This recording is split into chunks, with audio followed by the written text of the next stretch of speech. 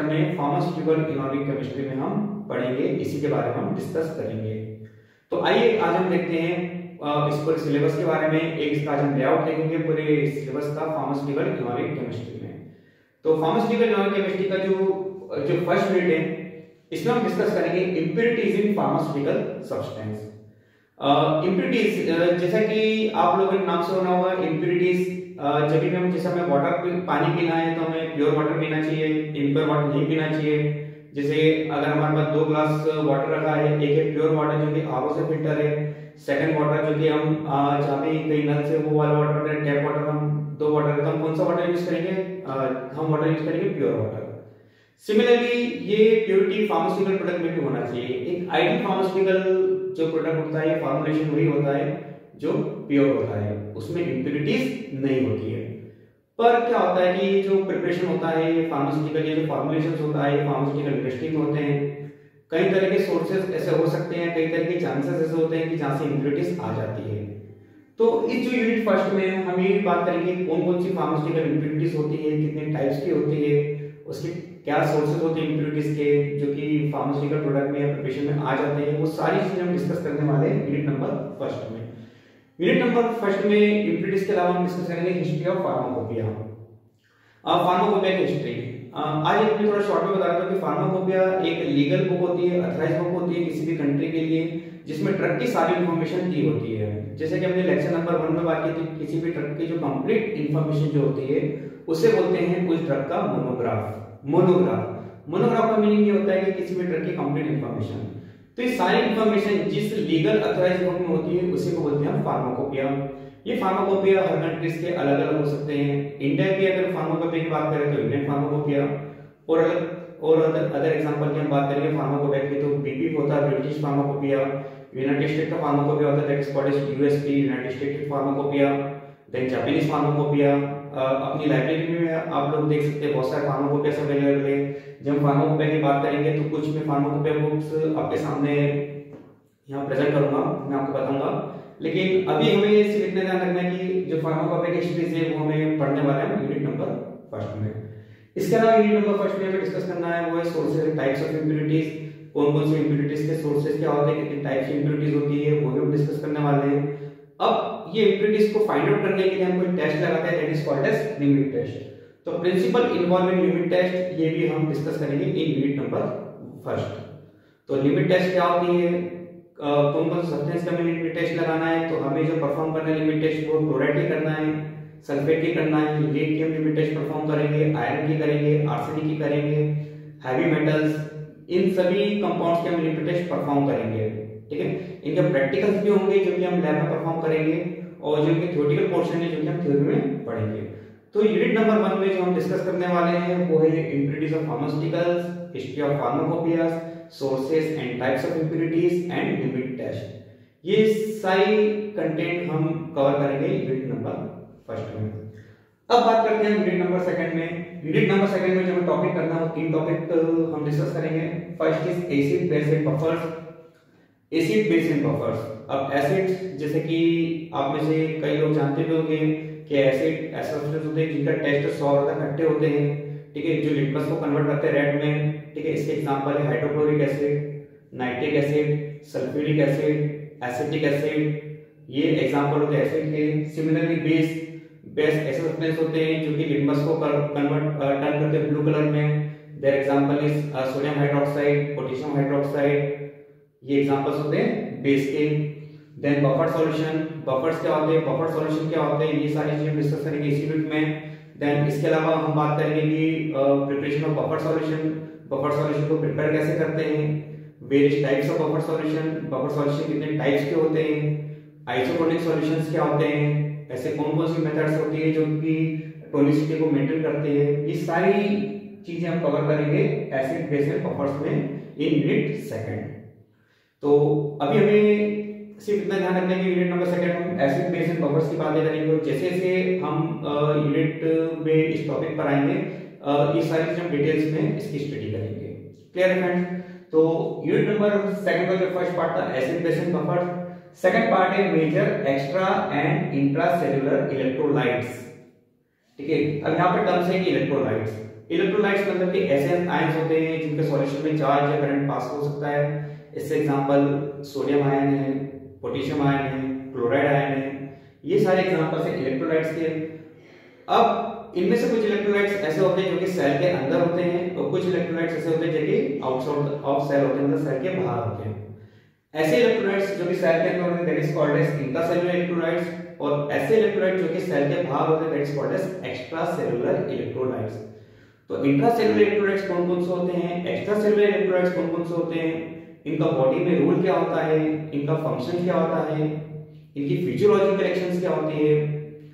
ORS solution जैसा कि आपने नाम सुना होगा, orally hydrogen solution, electrolyte powder आता है, वो भी इलेक्ट्रोलाइट्स का एक सोर्स होता है।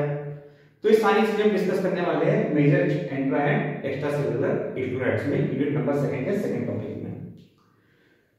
आइए अब बात करते हैं यूनिट नंबर 2 के थर्ड टॉपिक में, that is dental product. Dental product मतलब कि ऐसे प्रोडक्ट जो कि अप्लाई होते हैं टूथ में, ठीक है। टूथ मतलब जो हमारे दांत होते हैं, ठीक है, हमारा जो डेंटल जो स्ट्रक्चर होता है उसमें जो प्रोडक्ट अप्लाई होते हैं, जैसे कि रोज हम सुबह उठ के ब्रश करते हैं, ब्रश करने में टूथपेस्ट यूज करते हैं, toothpaste is also example dental product. Tooth powder use करते हैं, वो भी डेंटल प्रोडक्ट का एग्जांपल है।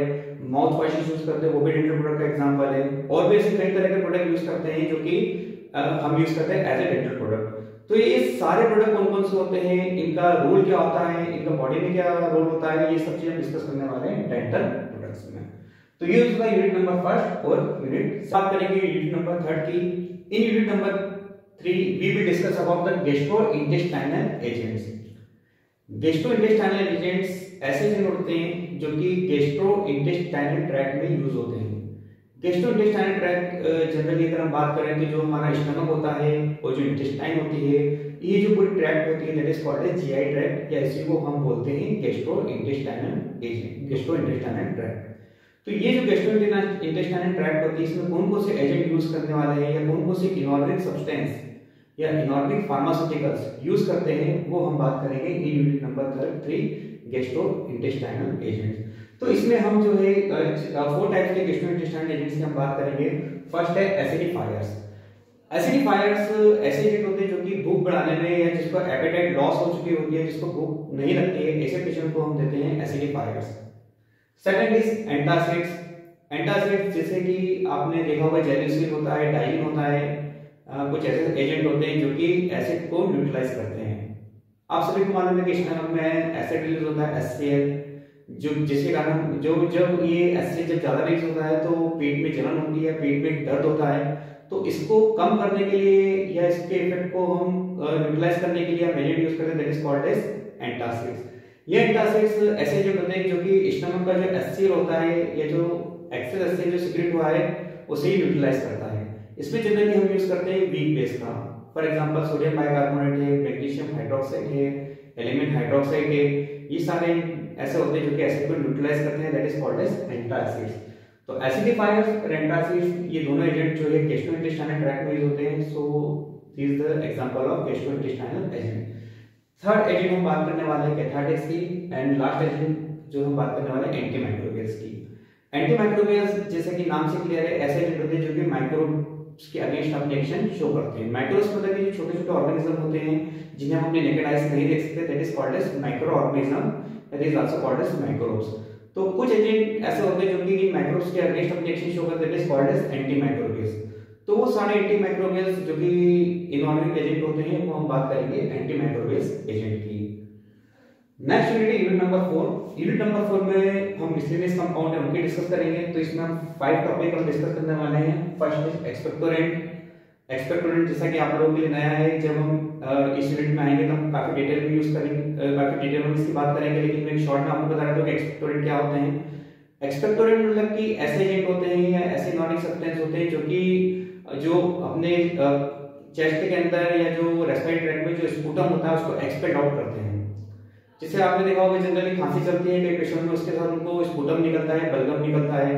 और कई बार क्या होता है कि जो स्पूटम रहता है ये रेस्पिरेटरी ट्रैक्ट में ही रहता है, जिससे कि पेशेंट को बहुत तकलीफ होती है और उसको कंटीन्यूअस कफिंग या खांसी चलती रहती है। तो एक्सपेक्टोरेंट ऐसे जो कि बलगम होता है या जो कफ होता है जो कि रेस्पिरेटरी ट्रैक्ट में होता है उसे ये एक्सपेल्ड आउट करने का काम करते हैं, मतलब इसको बॉडी से बाहर एक्सपेल करते हैं। तो that is called as expectorant.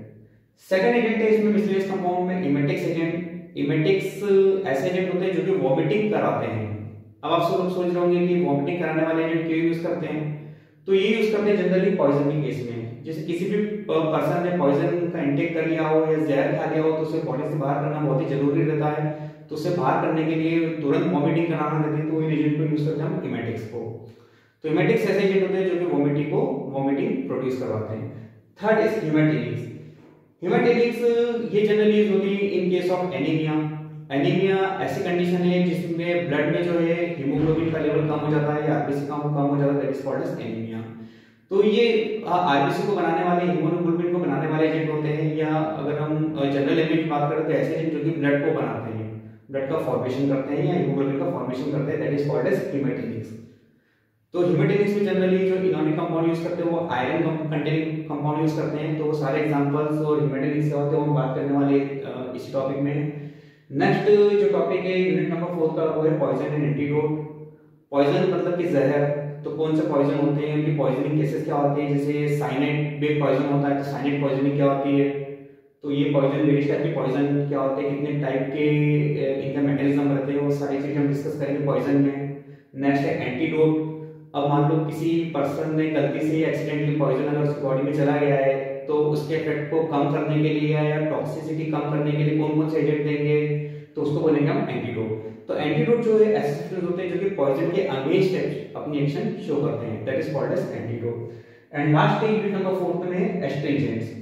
Astringents एक जनरल लैंग्वेज में आपको बताता हूँ, ये ऐसे एजेंट होते हैं जो कि प्रोटीन का प्रेसिपिटेशन कराते हैं। जनरली आपने देखा होगा जब हम शेविंग बनाते हैं तो ब्लेड से कट जाता है, तो फिटकरी का यूज करते हैं। फिटकरी जैसे ही लगाते हैं, जब एलम हम जब भी लगाते हैं तो वो ब्लड का वहां पर क्लॉट बना लेता है, ठीक है, तो वो होता है एस्ट्रिंजेंट। तो एस्ट्रिंजेंट मतलब ऐसे सब्सटेंस होते हैं जो कि प्रोटीन का प्रेसिपिटेशन कराते हैं, ठीक है। एलम पोटेशियम इसका एग्जांपल है। लास्ट है इनऑर्गेनिक केमिस्ट्री में यूनिट नंबर 5 जिसमें हम बात करने वाले हैं रेडियो फार्मास्यूटिकल्स की। रेडियो फार्मास्यूटिकल्स मतलब कि ऐसे फार्मास्यूटिकल्स होते हैं जो कि रेडियोएक्टिव होते हैं, और रेडियोएक्टिव सब्सटेंस रेडियोएक्टिव एजेंट ऐसे एजेंट होते हैं जो कि रेडिएशन को इमिट करते हैं, रेडिएशन को प्रोड्यूस करते हैं। ये रेडियोएक्टिव एजेंट होते हैं, जैसे आपने रेडियम का नाम सुना होगा, ठीक है, आपने यूरेनियम का नाम सुना होगा। ये सब रेडियोएक्टिव सब्सटेंस होते हैं जो कि रेडिएशन को प्रोड्यूस करते हैं। ये रेडिएशन प्रोड्यूस करते हैं in the form of alpha rays, beta rays, gamma rays, X rays. ये सारी रेडियोएक्टिव रेडिएशन होती है, और ये जो रेडिएशंस को इमिट करने वाले एजेंट होते हैं that is called as radioactive agent. अब ये जो रेडियोएक्टिव एजेंट है ये हार्मफुल भी होते हैं, और कुछ एजेंट ऐसे होते हैं जो कि किसी भी डिसीज के डायग्नोसिस या थेरेपी में यूज होते हैं। तो ऐसे रेडियोएक्टिव सब्सटेंस जो किसी डिसीज के डायग्नोसिस में या थेरेपी में या पेशेंट को ट्रीटमेंट में यूज होते हैं that is called as radio pharmaceuticals. तो ये सारे रेडियो फार्मास्यूटिकल्स कौन कौन से होते हैं, कि डेफिनेशंस क्या होती हैं, कि टाइप्स क्या होते हैं, ये हम डिस्कस करने वाले हैं यूनिट नंबर 5 में। इसमें हम डिस्कस करेंगे alpha rays, beta rays, gamma rays. Alpha radiation क्या होती है, बीटा रेडिएशन क्या होती है, गामा रेस क्या होती है, इनकी प्रॉपर्टीज क्या होते हैं, इनमें डिफरेंस क्या होता है, ये हम डिस्कस करेंगे यूनिट नंबर 5 में। रेडियोएक्टिव सब्सटेंस की हाई फ्लाइट पीरियड होता है, वो हाफ लाइफ पीरियड क्या होता है, कैसे कैलकुलेट करते हैं, वो हम डिस्कस करेंगे। रेडियोएक्टिव आइसोटोप्स कौन कौन से होते हैं, उनके एग्जांपल्स क्या होते हैं, वो हम डिस्कस करेंगे। और रेडियोएक्टिव सब्सटेंस कैसे स्टोर किया जाता है। अब जैसे क्या होता है कि डिस्ट्रीब्यूट करते हैं तो ये बॉडी के लिए हार्मफुल भी होते हैं, तो उनको स्टोर कंडीशन क्या होना चाहिए, क्या क्या प्रिकॉशन मेजर करना चाहिए इनको स्टोर करने के लिए, वो भी डिस्कस करने वाले यूनिट नंबर 5 रेडियो फार्मास्यूटिकल्स में। और लास्ट जो इसमें टॉपिक यूनिट नंबर 5 में हम डिस्कस करेंगे precaution and handling of pharmaceutical application of radioactive substance, कि रेडियोएक्टिव सब्सटेंस को स्टोरेज कैसे करेंगे, प्रिकॉशन कैसे करेंगे, उनके एप्लीकेशंस क्या होते हैं, ये सारी चीजें हम डिस्कस करने वाले यूनिट नंबर 5 में। तो फ्रेंड्स ये था हमारा सिलेबस, थ्योरेटिकल सिलेबस, और नेक्स्ट लेक्चर में हम ये सारी यूनिट 1 बाय 1 हम सारी टॉपिक को हम एक एक करके डिस्कस करने वाले हैं। तो ये पूरा सिलेबस है, ये सिलेबस आपको आरटीपी वेबसाइट पे भी मिल जाएगा, और इस लेक्चर के साथ मैं भी ग्रुप में शेयर कर दूंगा, आप सब लोग इसको अपने स्मार्टफोन से डाउनलोड कर सकते हैं। और अब हम नेक्स्ट लेक्चर में बात करेंगे यूनिट नंबर 5 की। तो आज के लिए इतना ही।